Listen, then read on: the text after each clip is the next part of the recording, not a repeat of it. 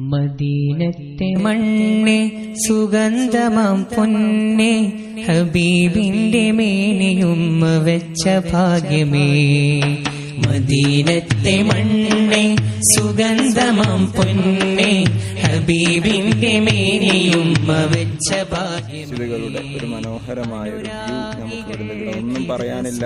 അന്തൊക്കെ കാണാൻ വരുന്നവര് പറഞ്ഞാലും തീരാത്തനുഭൂതിയാ.